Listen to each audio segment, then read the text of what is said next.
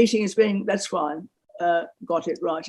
Now, when I was invited to give this lecture, I knew you were doing an MA in linguistics, and I thought, okay, I'd also been told it was an introduction to written language. So I thought I'd begin with some fairly general comments about written language as distinct from spoken language by way of framing the discussion. But what I'm saying also relates very closely to the paper I co-wrote with Professor Mary Schleppergrill. So there's relationship between the two.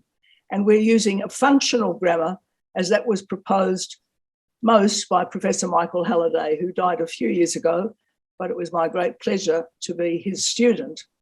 So he taught me a lot about language and about written language. And one of the things he said, which I mentioned straight away, is that if you want to understand a linguistic system, understand how language emerges in the individual child, how it emerges across life through childhood and adolescence to adulthood. And you know a lot about the language system, and you will know a lot about the writing system. So I will allude to that point as I move through my talk fairly quickly. So the first and obvious point to make about written language, and it is worth stressing, is that it really emerged very late in the history of human beings. It serves a different function, and in my view, it was because of the invention of writing that the institution of schooling came into being. You don't need schooling to learn language as a mother tongue. You do need schooling to learn it for writing. So written language, all these things are worth saying. It's different function. It's normally learned later in life than speech. If you're looking at educational processes, it should be learned by moving between reading and writing all the time. It's grammatically very different from speech, and that's the main focus of my talk. It involves different grammatical choices depending on your purpose in writing. Always requires some practice and effort to learn, and requires learning a spelling and handwriting system as well as a grammatical system. So it's worth stressing the considerable differences we're talking of. Right. Now, you are foreign language students, you're not second language students, but again, I think it's worth stressing. It seems to me that paper that you've been recommended to read is primarily dealing with mother tongue and second language speakers, not with foreign languages. That's worth saying. So in your case, for foreign language, and it's worth thinking about for an MA in linguistics too, is learnt later in life than the first language. It's not learnt in quite the same way. It has the advantage that a student can draw on the mother tongue language in mastering the grammar and the writing system and so on, and has the potential disadvantage that the differences can be confusing. But in my experience, and I've said I mainly visited Bandung, I've always been impressed visiting schools that Indonesian students spell well. I wouldn't say Australian students do, particularly in the school system. And it seems to me they master the handwriting system well. And those are real benefits for students in Indonesia who are learning English writing. So I think all that's worth just saying, but I'm not going to delay on those general opening points. So I'm going to move now to talking about, and you'll need your handout in front of you shortly. We're now talking about functional grammar as Professor Michael Halliday proposed it. Some of the terms of the functional grammar are found in other linguistic traditions. Some of them are found only in his functional grammar, and sometimes he uses them with a slightly different way from other traditions of linguistics. I'm not going to comment much on that, but I'm using terms, some of which will be familiar here, some of which I think are new. The clause is itself, I think, not a remarkable notion for you. And when we look at the clause in English, as in all European languages at least, it's identified always by the presence of a verbal group. So that's worth saying. As we're looking through different texts, each of which is an instance of a type of message, clause is always a message, we're always looking at a clause that's identified because of the presence of a verbal group. But then there are some elements to trace how meaning is created in and between the clauses. And there are two terms I want to talk about briefly, and Taya has already sent me a message. Teo Radley, about this today. Theme and reference, terms that are used in the functional grammar and very relevant for the description of the written language.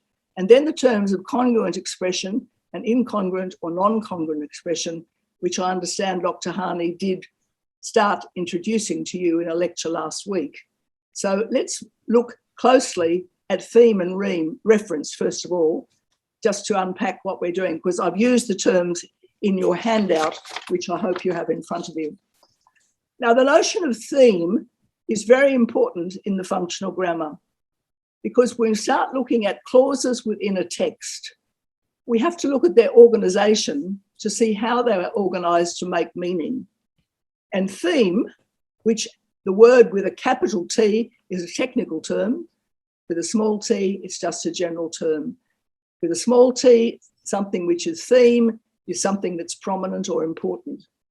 But with a capital letter, theme in the clause, in English and in many other European languages at least, is what is made prominent, what is important, what is the point of departure for the meaning of that clause. And in English, but not other languages necessarily, it's put first. So if you look at the child's text on your first page of the handout, you discover that we've got my favourite person is my mother. And here, not surprisingly, my favourite person, which is subject of the verb, is also topical theme. That is to say, my favourite person is the topic of the clause. But if we're looking at, so that's, why is it called unmarked? Because that is an unmarked topical theme. And it's unmarked because it's normal. It's always used, it's typical. The typical theme in an English clause is unmarked. It's a funny term, but it's a linguist term. Unmarked means unremarkable. If, however, in the same text, you look a little later at what the child has written as she's talking about going to the park with her mother and so on, she says, and I think it's a girl who wrote this, at that moment, I feel happy. Now, I would normally be the topical theme in that clause, but it has been pushed aside and we've put at that moment front. In fact, in English clause, the typical unmarked way to say this clause would be to say, I feel happy at that moment. But the prepositional phrase, which would be at the end of the clause normally, has been put to the front, and it has therefore been made the topical theme. It's the point of departure for this message. It is what the young writer wants to make prominent as the theme of her clause. So that's called marked. It's unusual, it's atypical. We'll look at some more, we'll look at lots of examples in the handout. That's the point I was making. Is that all right? I can hear a voice somewhere. Is it okay? Right, okay. Now, there's interpersonal themes I'm going to mention. I'm going to leave this to Dr. Hani to go on with because it's not an issue in the text we're looking at. Occasionally, we visit my friends. In my opinion, that is a very nice house. I believe that he told the truth. Anything we put first like that is made interpersonal, but it happens that in the text we're looking at, there are no interpersonal themes. So I'm not going to pursue that today, and I'm going to leave that to Dr. Hani to deal with. But textual themes are very important. They are the themes often expressed in a conjunction, because she always supports me, and that's from the same first clause. My favourite mother is my teacher because she always supports me. Why is it called textual? Because it ties elements of the text together. It's helping to tie the messages of the clause together, and the message of the clauses, I should say, build textual meaning. So that's a brief introduction to types of theme. You need to keep that in your mind as we word through, and you will spend much more time with Dr. Hani later, I'm sure, talking about themes. Now, reference is a different term. Again, reference with a capital R is a technical term. It comes from the verb to refer. And you all know that if you refer to something, you allude to it. But reference here alludes to the various ways the language elements within clauses are linked to create text so that texts have unity. Connections between clauses to make unity. So again, if we look at the young child, my favourite person is my mother. That's the first clause. She always supports me. Right, there. We've got the pronoun, she always supports me. Again, she always supports me. The orangutan, that's another text on your handout, is the only great ape in Asia. It is the largest tree-living animal in the world. Orangutans have a thick body and a thick neck and large head. Their face is red at birth. Now, we're drawing attention here to those elements of the grammar which are reference and which build connections in meaning. Sometimes the references are built in lexis, in vocabulary, that helping to give what we call cohesion, the orangutan is. And then sometimes you're looking at the use of pronouns such as she always supports me. Now, I will say this before I go on, because it's a big claim to make. No, I'll stop first, I'll go back. If children are learning to write in Australia, I can say this with confidence because I studied it for a long time. Across all the years of the primary school, a child has to master theme and reference to control writing.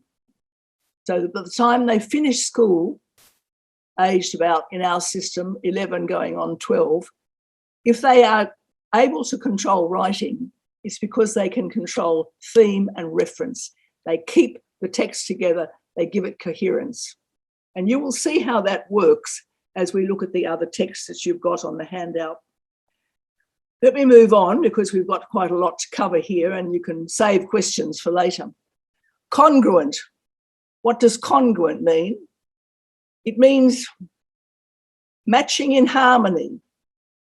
So whereas incongruent or non-congruent means not in harmony. Now, what on earth does that really mean? Let's look at this made-up pair of clauses. The soldiers invaded the town and destroyed all the buildings. Notice we've got two clauses, first of all. Why is it congruent? Well, it's congruent because the verb, which is what it is normally supposed to do, expresses an action. The noun expresses an entity, a person, group of people in this case. The town, similarly, a place.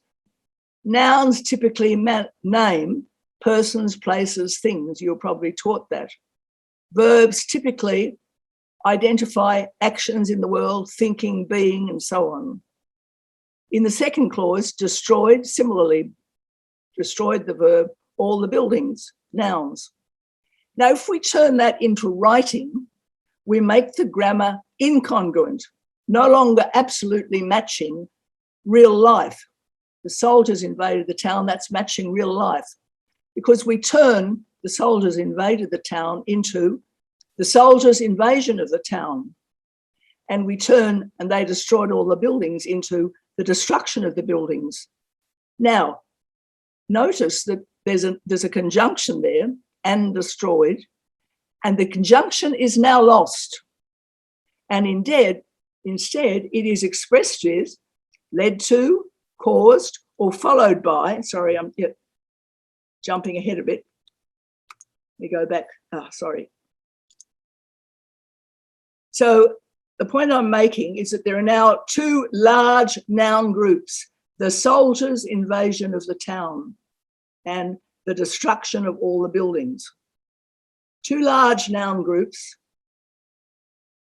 The connection between the two causes is lost. We now have one clause and two big noun groups and a verb that links them, led to, caused, or was followed by. So that's called an incongruent grammatical expression because it has taken the meanings of the independent clauses and it has compressed them. Is that a familiar word? Compressed, reduced, turned them into one clause. And I'll make a general point here because we'll come back to it. when you create something like that, the soldiers' invasion of the town, I keep jumping around here because my cursor is very light. That is a large noun group, a large nominal group, and it's an abstraction. It is an abstract idea. It creates a kind of phenomenon, in fact. So let's move on and see what else we can see. I've taken this first sentence here from one of, I think, almost the second last text on your handout, which is written by a university student, maybe one of you students, I don't know, but Dr. Hani gave it to me. And this student was writing about pollution and so on, and he or she wrote, air pollution and global warming. I've got my air pollution and global warming. It's covered up for me, so I can't see what I'm looking at here. Sorry. Yes. Air pollution and global warming are on the rise due to the massive use of fossil fuel. Air pollution and global warming, the massive use of fossil fuels, big noun groups.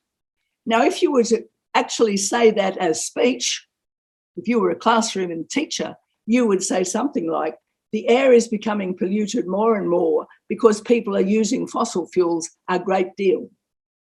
That's closer to speech. And if you're in a classroom and you're reading this with students and you're a teacher, you may well turn that written language, which is dense, into something like this in speech. And you make it simpler because you are reducing the abstract expression, air pollution and global warming, and you're saying the air is becoming polluted. So notice that's two big noun groups, air pollution and global warming. But here you've made it simpler, but you've made it longer, and you've got two verbal groups and so on. And then because the student has written this way, she's got these phenomena, air pollution, global warming, the massive use of fossil fuels, abstract features which are much more commonly in language, in written language. We don't typically speak like that. Not like that. We speak more commonly like that. So to summarise, and there is a better version of this figure in the paper, what I'm saying is that in the early years of learning written language, young people and your students, if you're a teacher working to learn English in the foreign language situation, will learn to write relatively simple grammar in the early years, drawing on their local common sense experience with normally limited attitudinal experience. And as with maturity, the written language tends to get extended. And one of the first things that happens is that noun groups expand. By adolescence, early to mid-adolescence, you find a lot of elements of abstraction, and of course into adult life, judgment, uncommon sense experience, and so on appear in adult life. Now, don't let me confuse you with uncommon sense and common sense. They're awkward terms. They're the best I can offer. Common sense means like real life, immediate. And uncommon sense is just that. It's not like real life. It's life. It's less common. It's less rare, less well-known, I should say. Now, let's just pause there. I hope that's all clear. I've tried quickly to suggest the importance of theme, various kinds of theme, reference in building unity in a text. And then I've tried to say that when we look at congruent and non-congruent grammars, we can look at some of the features that make written language different from speech. Because as a general principle, the language of speech is congruent, is close to the way we live in normal everyday life in your own native tongue. But written language, and this is true for Indonesian too, builds complexity by becoming more dense. It reduces the separate clauses down and expands nominal groups, prepositional phrases, and often the verbal groups too. So we're talking of different grammars. You have to have the spoken grammar to get to the written, but you don't get there quickly. Written language takes time to learn properly. So bearing that in mind, if we look at the first text you've got on your handout, I collected this in Bandung some years ago from a very nice lady, Ibu Ingi, who taught in one of the schools there in Bandung. And this child was writing a descriptive genre. And I have noted for you in the notes on the side of your handout a number of features in it. I'll read it very quickly. I'll just pick up a few points about it on the way. It was a clear example of a descriptive genre. She starts with the general statement, and she's got an unmarked theme. I've already commented on that. My favourite person is my mother, because she always supports me, she is always there beside me, and she always understands how I feel. She is very kind, and she is very fond of her children. So that's our general statement about our mother. It's all congruent grammar. I find it interesting in that she makes so much use of evaluative language to talk about, of course, as she would, about her mother. She's very fond of her. Young writers in English in Australia who would be younger in years, they would be much younger in the primary school, would not perhaps use quite as much evaluative language. But it's a very successful piece of writing, simple though it is. When we go to the description, this is where we get a very good example of a marked theme. When we go to the park at the weekend, sometimes we just hang out, sit on the bench, see the sky, and watch the kids that run in front of us. Now, the unmarked way to say that would be to reorganise the sentence and talk about what we do at the end, to put the when clause at the end. But she's chosen to put this clause of time to the front. She's made that the point of departure for this message. So she's got a whole clause which is put in front, and that is made marked theme to what to come next. So sometimes your marked theme can be a phrase or a circumstance. Sometimes it can be a whole clause. Here she goes on, at that moment, I feel happy because we have fun together, and I can repeat that moment all over again. And then she says in her evaluation, I guess I'm very lucky to have her. I do not want to lose her because I think she is my hero. I've loved you so much, Mom. I wish I could reply to all of your affection. So I've picked up several points there in the notes on the side. I won't dwell on them, but note in this kind of text, because it's descriptive of a person in the present, the choice of language is simple present tense. The noun groups are all very simple: hero, love, affection, my favourite person. It is not speech, it is written language, but it is close to the grammar of speech, closer to the grammar of speech than to the grammar of mature written language as an adult might produce it. All right, let's move on because we have a lot to cover. Now, in the next text, which I put in deliberately, this was written by adults here. Some of us in the past wrote a few books for children for the primary school, but this is the kind of thing that could well be used in your context because it is about orangutans that are familiar to you. So it as an information report, it's immediately different. One reason, and I've commented on this in the handout, it makes so much use of technical language. So the orangutan is the only great ape in Asia. It is the largest tree-living animal in the world. Now, that's an interesting expression, the largest tree-living animal. It is an animal that lives in the trees. But you've created a dense nominal group, the largest animal in the world, tree-living animal in the world. Orangutans are native to Indonesia and Malaysia. There are two species of orangutans. They are the Borneo orangutan, Pongo pygamenus, and the Sumatran orangutan, Pongo abellii. So that's all general definitional statement, and it's markedly different from the descriptive report. In this case, not so much of the grammar. The grammar is relatively simple, in fact, It has unmarked theme choices. It has simple present tense. But what makes it different from the descriptive grammar, of course, is its extensive use of technical language. So we move on. Orangutans have a thick body and a thick neck. The face is red at birth, and on it goes. Again, I don't know that I'll read all this through because much of it you can read yourselves. You'll notice, I'll say a bit about the way reference works. Orangutans have a thick body. Their face is red at birth, we've already commented on. They have no tail. Males grow to about 137 centimetres tall. Females grow to about 78 females, and they weigh 40 kilometres to 50 kilometres.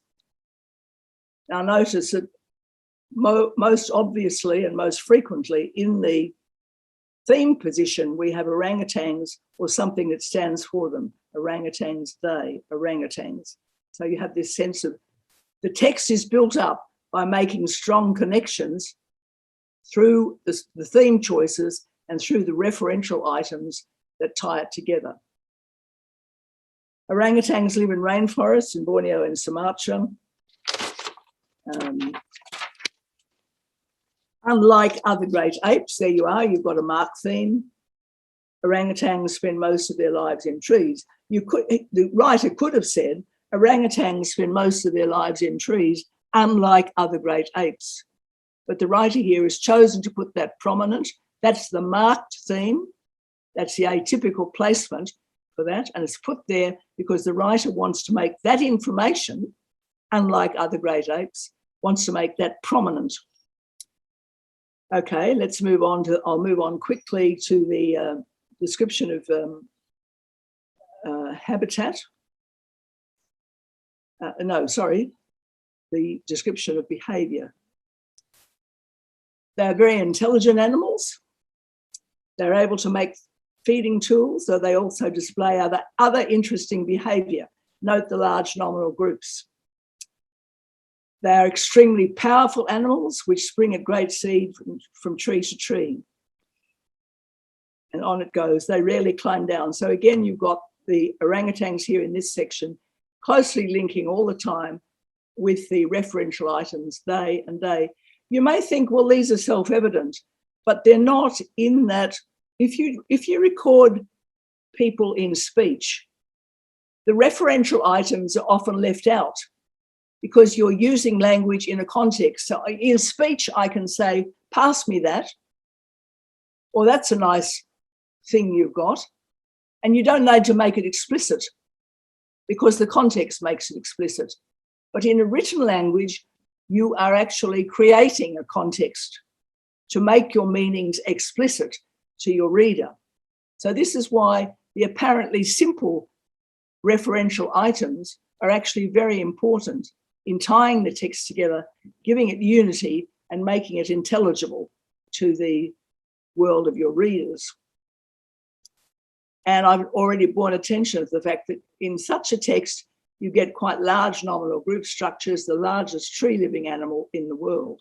So this is, notice, this is packing in, that's the word I use, compressing, packing in a great deal of information into a large nominal group. This is a feature of written language.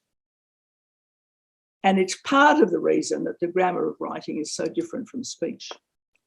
Now, the next text is one I collected in Bandung some years ago, and it was collected by Professor Emmy Amelia.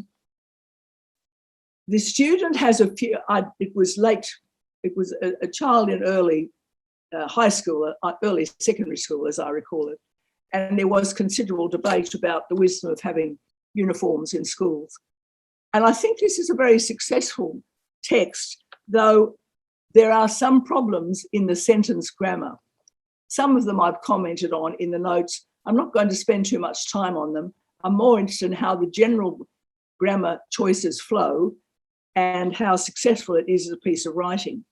Because the student is very clear about establishing the issue. Nowadays, almost every school in Indonesia obligate their students to wear uniform. It is said that uniform gives the students a sense of identity and teaches good discipline to them. it is also said that by wearing uniform, it will eliminate the social gap among students. For these reasons, schools make rules about uniform. Now, I found this very interesting text. Look at the maturity, as I see it, in a student who says, it is also said. Why do I find that unusual? Because that's very impersonal. The student has now moved his sense of person from the text. I couldn't tell you whether this is a boy or a girl. I know nothing about the identity of the reader. The person's identity is removed, and there's a great deal of use of impersonal expression. It is said that. In mature original language, we can say it can be argued that. It can be indicated that. It can be suggested that. And as soon as you get this kind of impersonal expression, you know that the student is aware he or she is building with fairly abstract experience and not really indicating what he or she thinks. It's not appropriate to say here what he or she thinks. It has to make what the issue is about clear. So you get, it is also said. It will emulate the students. And the other reason I find this student attractive, here's another way in which everything is brought together. He or she reviews the arguments briefly and then says, for these reasons, schools made rules about uniform. Now that's a very nice use of a marked theme, which ties back, links back, and gives unity to the text. So these are the things you start to look for in the way a text is organised, to look at the language of grammar, the grammar of language, I said. All right, looking at the thesis. However, he now or she states his position. I believe that these reasons are not an excuse for making such a rule. I'm assured that uniform is unnecessary because it is a waste of time. It is a waste of money, sorry. Bridles students' freedom to express themselves and fails to encourage good discipline. It's a slightly awkward use of bridles. I'm not going to go on and say too much about that, but there is some unfortunate use of vocabulary or lexis in this, but this is a boy at school. I think it's a boy, I'm not sure. May not, maybe a girl, I don't care about that. But it is very well organised, and as I've said, I've begun to talk about the way in which this student is using the grammar of writing.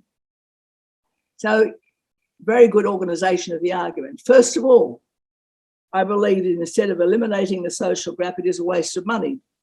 For some people, it might be fine to afford a school uniform, but for some others, it is a burden.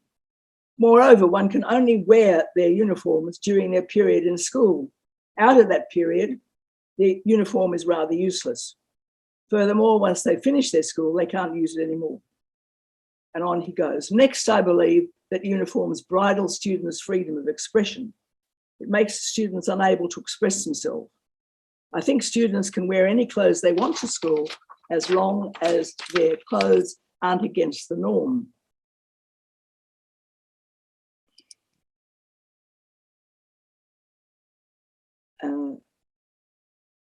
I'm having trouble because I can't read the text fully here on the screen. This way, the students would be free to express themselves and they won't be burdened to buy uniform. By buying their daily wears, they get their school wear as argument. Finally, I believe that uniforms doesn't encourage good discipline. Instead, a lot of students show some rebellious acts through uniform, shortened skirt, snugging shirt. I have no idea what a snugging shirt is, someone can tell me. And other against the rules schools clothes are clear evidence.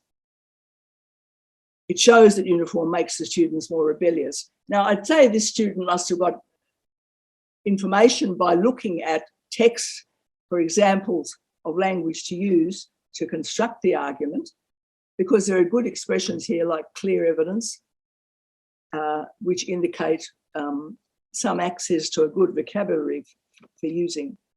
And then with the restatement of the theme, as a student who ever study at school that obligates the students to wear uniform and that doesn't, I've ever experienced both and know the pluses and minuses. Now, in fact, I didn't pick this up, but all this is the marked theme in this sentence. I'll read it again. As a student who ever study at school that obligates the students to wear uniform and school that doesn't, all that, I've ever experienced both and known the pluses and minuses.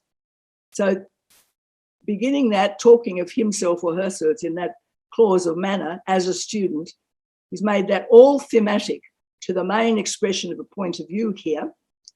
I've ever expressed both and know the pluses and minuses. I found out that a school can let their students wear daily wears to school as long as it's not against the norms. Schools could also teach good discipline towards the students without uniform. It doesn't matter whether there is uniform or not, good discipline could still be taught and students can still have a sense of identity.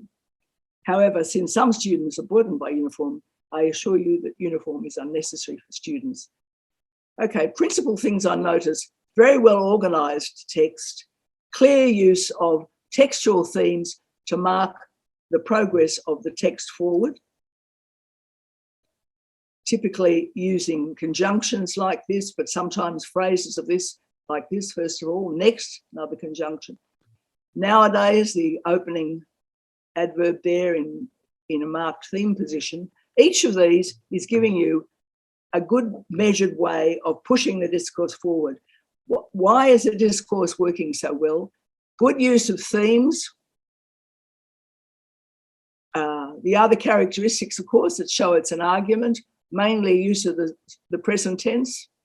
I've already commented on, it is also said that the tendency to depersonalize, to move away from express an opinion until you get to this, I believe, that's appropriate now because the need is to start expressing opinion. Now, again, back to what the research evidence in Australia has shown, I've found, at least in the schools here, amongst native and second language students, that kind of tendency to start to build personal opinion in that way. I believe that I'm of the opinion that is more a feature of adolescence than childhood.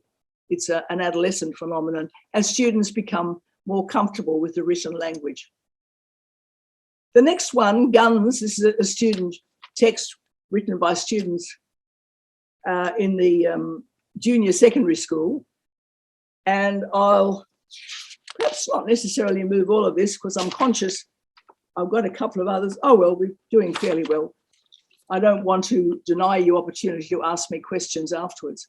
Just a couple of comments on this then. This was written by a schoolboy in the junior high school in Australia.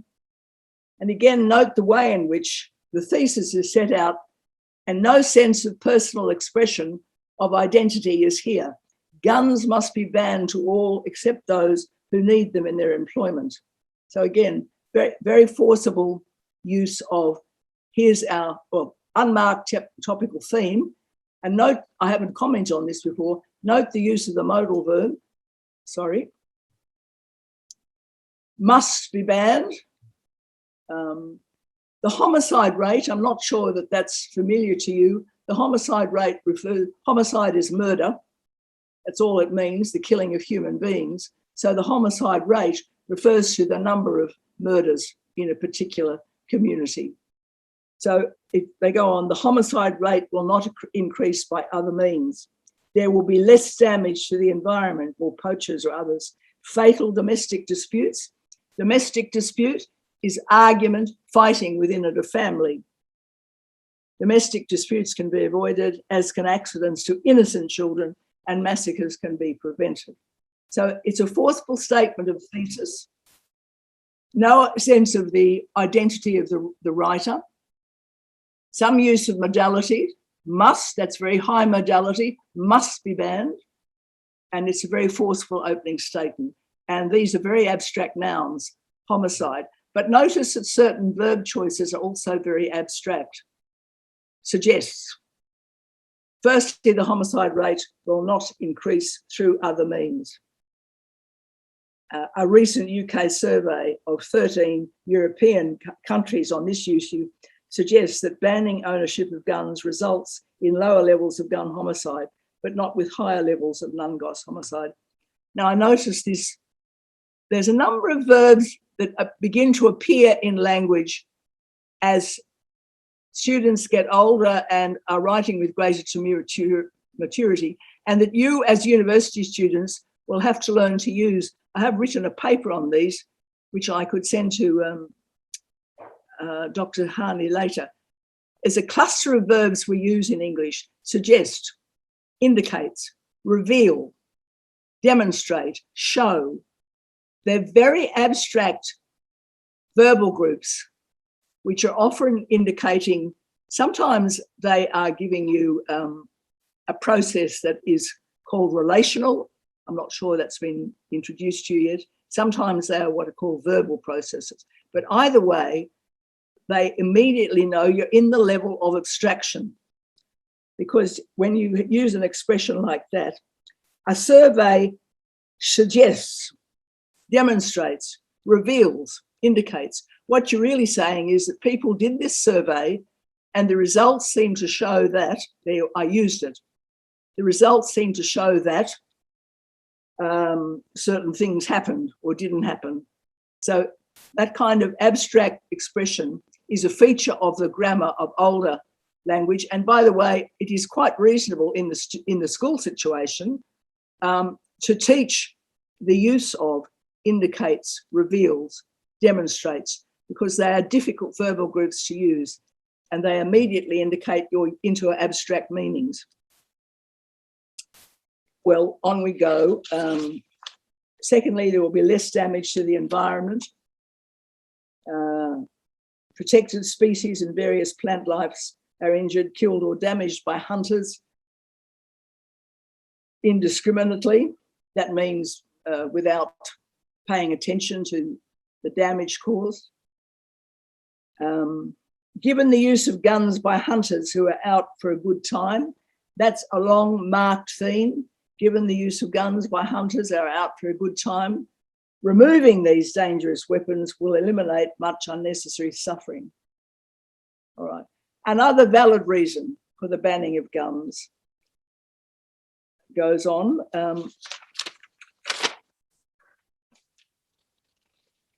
Is preventing fatal domestic disputes. It is important to remember that nearly 50% of homicides will occur in New South Wales in the context of family disputes. I think in the interests of saving time, because I want to leave time for questions, I'm not going to read the rest of that because there's opportunity for you to look through it yourselves and discuss it with Dr. Hani. It's a good instance written by a schoolboy of an argumentative text. And oh yes, I've shown this here. If you look back to the opening issue statement, you can see how connections have built up from the claims made in the opening paragraph, and then he or she wrote the homicide rate will do these things. So this is picked up in the first paragraph underneath. And then secondly, there will be less damage. And I have indicated this with the arrows. Each of these points introduced here is then expanded upon later in the way the text is unfolding. So again, I'm going to move on because I was very interested in this particular text that Dr. Hani had sent me. And it's an essay that was written by a university student. Perhaps one of you was there, I don't know. But I thought this was an interesting example of a text in which dense written language had been used well, and just look at how it is constructed. The growth of use of fossil fuels has without doubt impacted on the global environment problems around the world. Now, this is very abstract experience. The growth of use of fossil fuels has without doubt impacted on the global environmental problems around the world. The identity of the writer is not here, but an opinion is being expressed through the language that's chosen. It's through these abstract expressions, and note the force of the expression, without doubt. And the verb, again, this is an interesting verbal choice here, impacted on. It really means badly influenced, but impacted on is a very abstract verbal group here. And you get these large nominal group structures, the global environmental problems around the world. Air pollution and global warming are on the rise due to the massive use of fossil fuels. We looked at that earlier.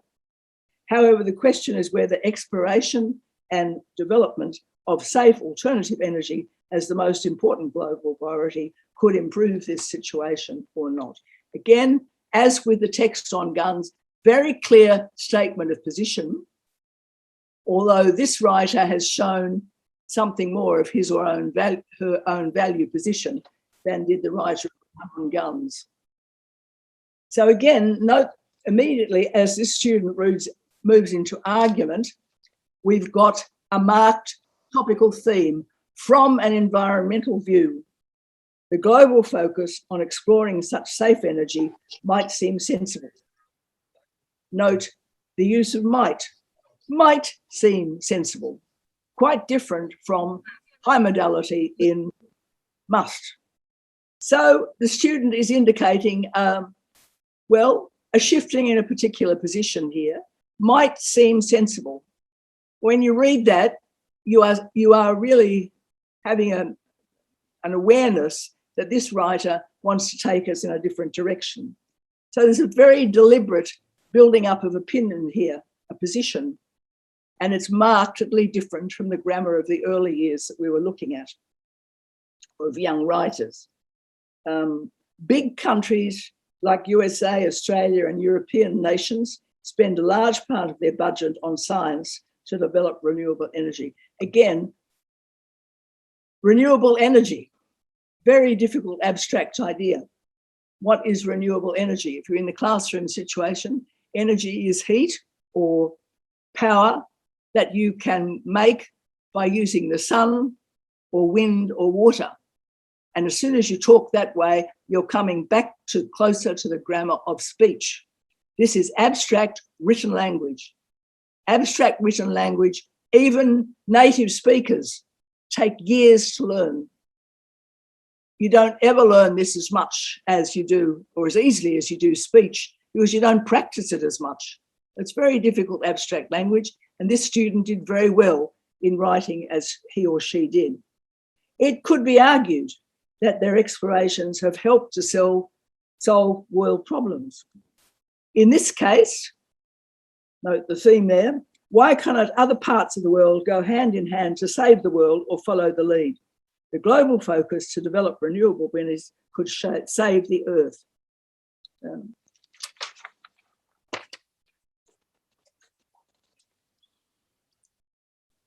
However, we also need to consider which poor and developing countries consume fossil fuels as their main energy sources.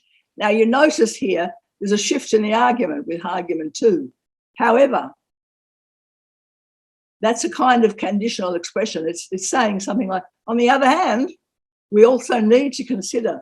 So the shift in position, which poor and developing countries consume fossil fuels as their main energy sources. Statistics indicate, look at that, statistics indicate that the third and second world countries use more of this form of energy than first world countries, which are wealthier. One possible reason, again, you'll note now quite extensive use of modal expressions for this, is that fossil fuels are much cheaper than renewable ones. This is because, note the use of this, refers back, referential item, refers back.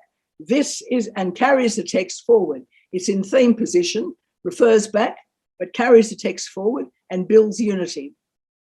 This is because many countries still have fossil fuels supplies through mining and exploration. Renewable energy, on the other hand, is more expensive and not available largely. Research suggests again, that many countries simply cannot afford to buy renewable ones or pay for its exploration. For these countries, using fossil fuels is not a choice, but a necessity.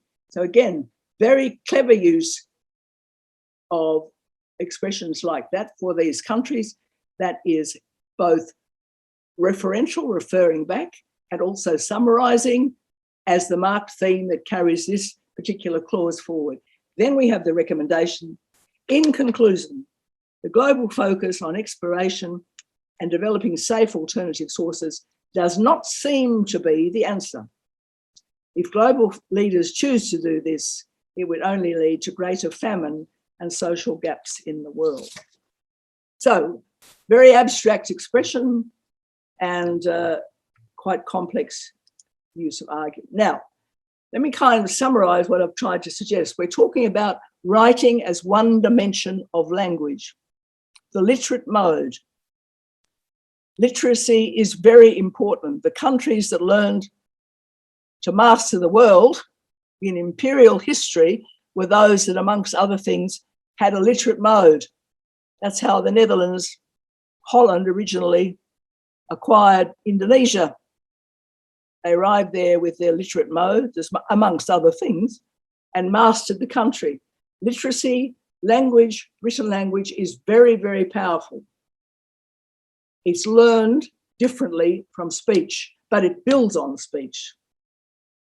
The grammar of speech generally unfolds in a series of clauses using a congruent grammar. I'll make up an example. One day I went to the shops with my mum and we met my uncle and we went shopping together and he bought me an ice cream. That's made up. That's the kind of way we learn to speak. And in speech, generally, we create a series of clauses that are connected, flowing on one after another.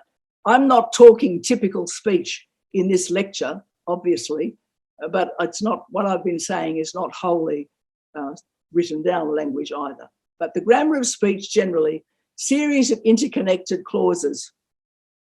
But the grammar of written language compresses, reduces independent clauses and reduces them to create dense and often very abstract meanings. This is why written language was created. It enables us to compress and store information, and it's with that that we build phenomena, abstractions. Renewable energy is an abstraction. Pollution of the environment is an abstraction. Difficult, dense language. Of course, we can master them, but they take practice to learn. Now, I'm going to stop at this point. I've left a text on your handout for you to work on, but I'm leaving that with Dr. Hani for you to do it. I'm simply going to say good luck with all your studies, and I'm going to withdraw, and I'm going to stop share and allow you, for the time that Dr. Hani agrees, for you to ask me any questions. I'm going to have a drink of water. My throat is a bit sore. Okay, we're ready to go? Yeah, all right. Thank you, Francis.